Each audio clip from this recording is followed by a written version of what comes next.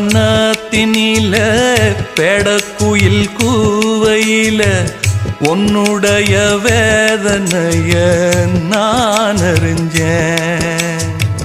பொங்கலத்தில் மாலையிட ஒன்னிரண்டு தோளத்தோட என்ன தவம் செஞ்சேனோ என் மாமா.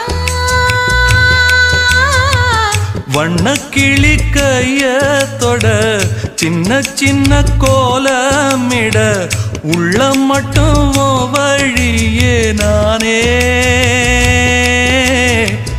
உள்ள மட்டும் வழியே நானே.